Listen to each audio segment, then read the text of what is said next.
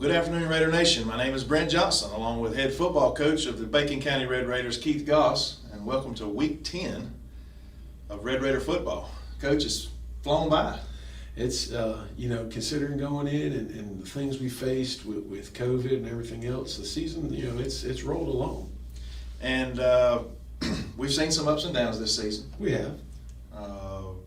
But I know I have seen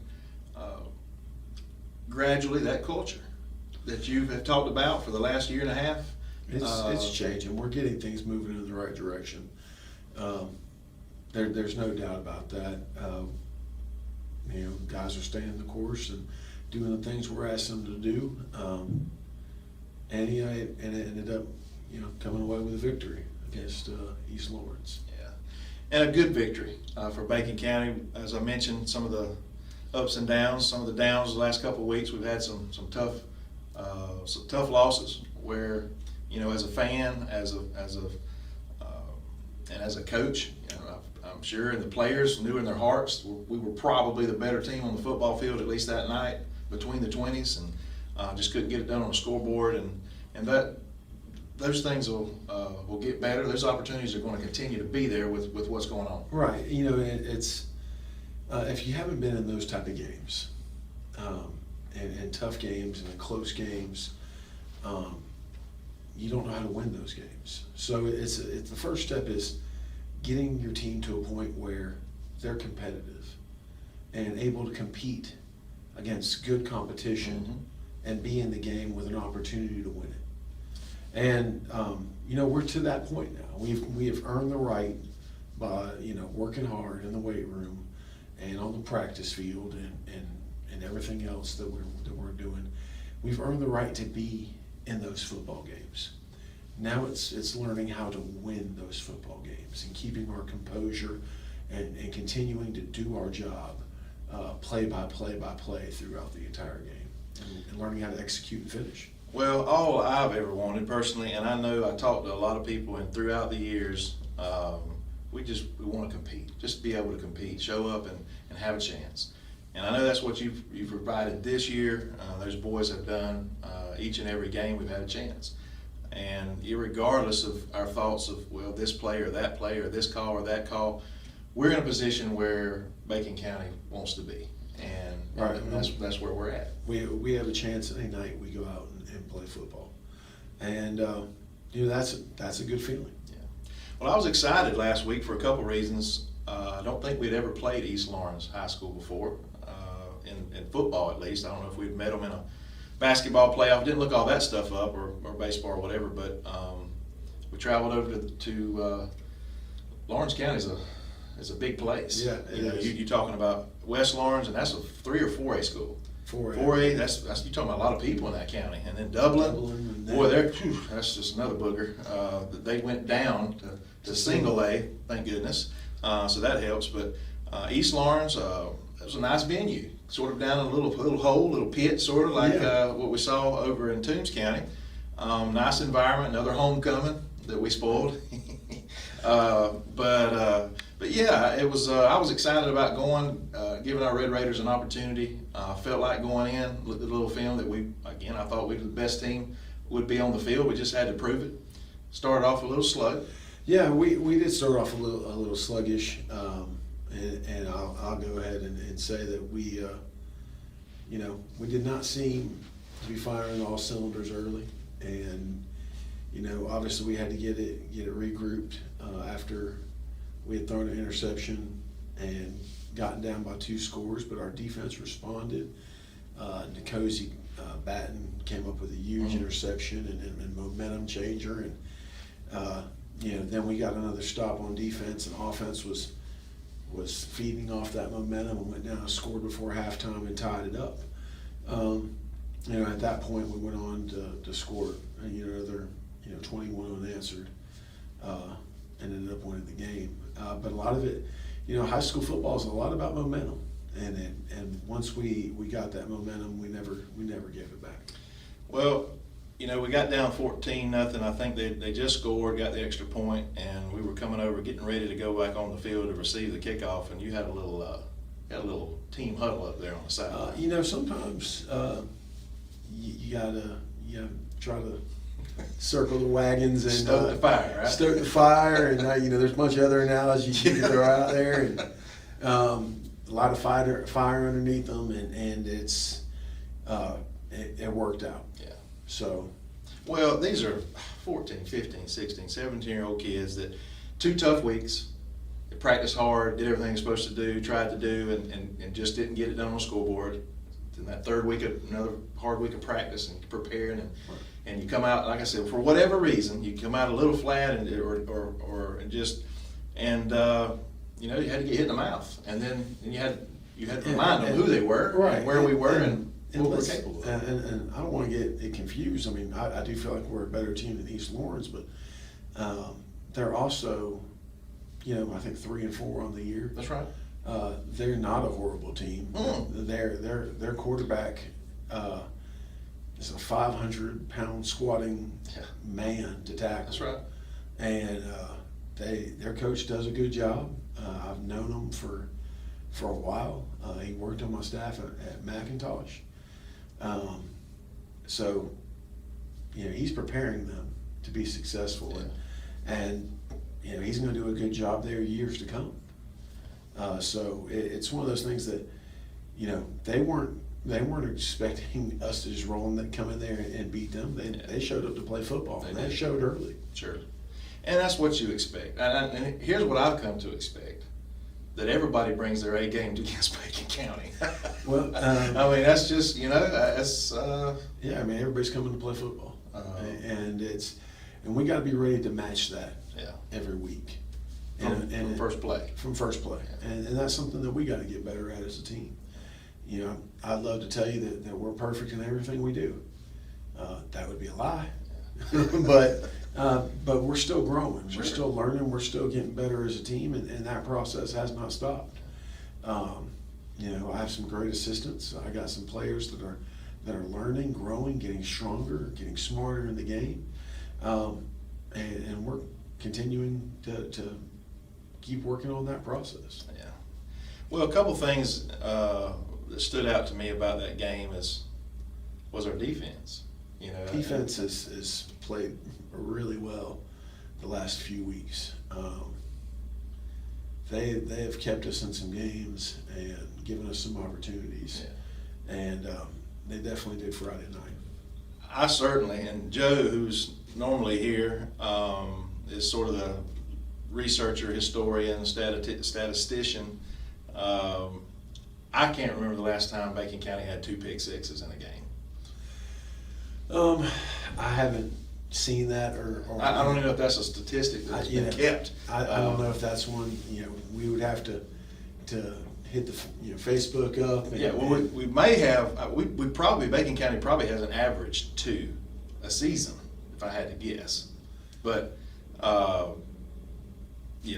but 2 in one game was pretty impressive. Now, obviously, we had them in a situation that they were awkward. They're not a predominantly passing team. Right. So the last one was probably more because of where we had them in the game. Right. But we still made a play, and a young man took it to the house, and that was pretty cool to see and watch. But one more thing about the defense before we move on. Remind the folks that are watching, our fans, how important that it is that our defense is playing, and how young we are, and how few players that we're going to lose. We're not going to lose many off of defense. I want to say we have, depending on the night and who wins the spot during the course of the week, because just because you're starting this week doesn't mean you're starting next week. Depending on the week, anywhere from 8 to 9 underclassmen start on defense. 8 to 9. Correct. Okay. So, there'll be a few guys where we'll wave goodbye to when the season's over and appreciate them for everything they've done. But the majority of our defense will still be intact. Yeah. That's just fun to think about, especially the way we've seen these kids fly around the ball, and the big contributors are some freshmen and sophomores, and 1 or 2 juniors, that'll have another year back. But just we don't like to call out too many names, when we're talking about these kids. But one that just stands out to me, and I know he played with an injury last week too, and that's music. Trent Music, the free safety. He's done just a great job. He's definitely a tough kid. Played through getting banged up a little bit. Team guy. Really look forward to his continued development. One quick thing with Trent, he's in one of my classes, and I just get a kick out of just hearing some of the conversations with anything. But matter of fact, it was just today he was talking about some things about football with some of his, not just other football players, but some other students, and he kept saying, "My defense, my defense." They're on my defense. That's right, because he takes ownership in it. I like that. I mean, takes pride in it. He's going to play on my defense tomorrow night. and that's okay. Mm-hmm. That is part Absolutely. of the growth process, and him taking leadership and ownership in the defense. And I like stuff like that. Certainly. I do. So I think stuff like that's great. Well, that's one thing. We've had some kids with some big personalities and some, that I guess would have some qualities of leaders over the years. Most of the kids that we've had sort of led by example. They didn't lead with example plus with their verbalizing things. And, I think that's something that we've missed, because we've had some really good players over the years that play hard, practice hard, do everything the right way, and sort of that example. But being able to get in somebody's ear hole, and saying, "Hey, this is what you got to do. Yeah, this is what we're doing, and you got to come along." That's right. That's right. So stuff like that's definitely important. Offensively, Mason, I think, passed the single season career passing yards this week. That is correct. He beat another fine young man. I taught this guy too, got to know him quite well, Aubrey Carter. Similar prototypical 6'2", 6'3", 175, 85 pound slinger. It was relatively mobile. I think Mason's probably a little bit faster than Aubrey was, but just you like to see that kind of stuff. Right. And I think he overtook him by 100 yards or so. I think it was 16 something to 17 something now. So it's fun to watch. I mean, he broke a lot of records this year, and He has. Might have an opportunity for the total touchdown. I think that's about the next biggest accomplishment he could get, possibly tomorrow night, given the opportunity. Right. I think he's one or two shy maybe of passing the total touchdowns in a season. But who knows? We'll see. That's right. We want W's, and then if the statistics work out, Great. But the wins is what gets you to that next level. And that's what we're going to focus on first. All right, folks, we're not going to take a break. We're going to stay right with it. We're going to talk about Vidalia Indians this week. That's who we got, week 10. And we'll talk about the scenarios, the possible scenarios to get in the playoffs after we talk about X's and O's here with this team. But I do know, a buddy of mine texted me over the weekend and said, we've been playing Vidalia for within a 46 maybe year period of time. Now we've only played them I think about 12 times, and we're over. Whether it was 0-10 or 0-12, I can't remember, but we've never beaten Vidalia in football. Why not? Why not? Why not? No, it's one of those games that we're excited to get out there and play against them. It's our last home game of the year, and they're a very talented bunch. They've been on a little hot streak. They've played a very competitive game against Toombs last week. Went into triple overtime, and they were able to secure that win against Toombs in triple overtime. And they're good with what they do offensively. They are going to run their quarterback. They got a big, strong running back. They like their RPO game. They'll do some of the things that we do offensively. Defensively, they're going to fly around to the ball. They base out of a 3-4 or 50 defense, however you like to say it, but to me it's more of a 3-4, and based off of the spread looks that they're given, and You know, they got some good guys up front that are good D linemen and some linebackers that can run to the ball. So, Coach, we got a chance. Oh yeah, they definitely got a chance. But you know, they're a good football team. Yeah. Well, you know, when I think about Vidalia football in comparison to the other teams in our region, they probably got the richest football history, I think, when it comes to, and they're always competitive. It seems like. I know they've changed coaches in recent years, and but it seems like they always field a pretty solid team. They just always have some good athletes, big kids. I noticed on film, quarterback probably the best we will have faced this season as a whole, running, and he can throw it down the field if he needs to.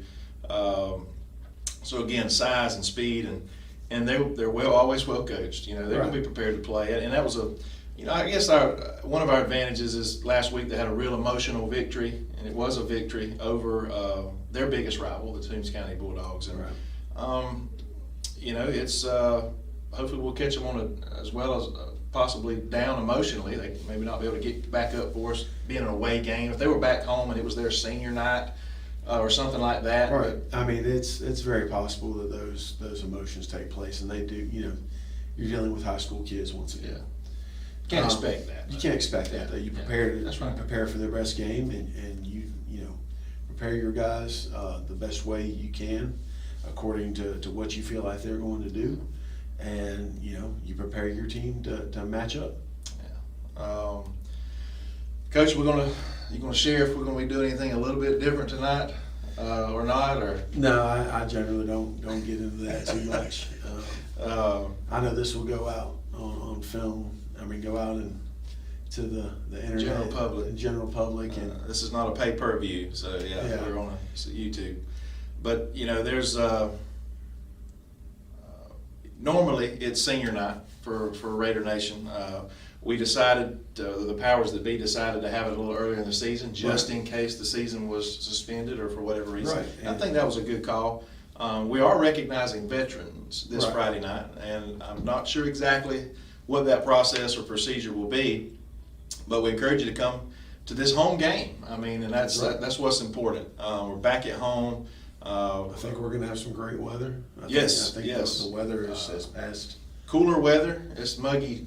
Golly, this muggy. You cut it with a knife every afternoon. We go home, and it's not enjoyable. We're supposed to be in the mid to low 70s tomorrow afternoon. May even be in the 60s before the game is over.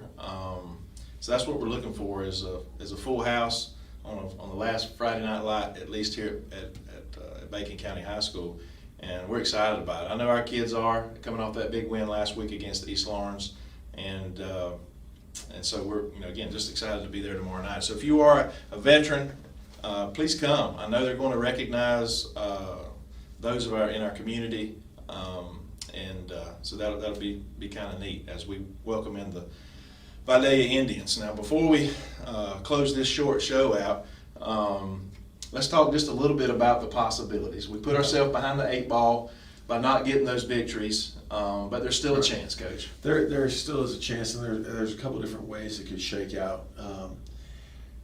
If Toombs loses out, that would put us in a 3-way tie between. And we beat Vidalia. And no, we wouldn't have to beat Wouldn't even have to beat Vidalia. Okay. No. Okay. And that way it would force it into a 3-way tie, and it goes to plus and minus 15.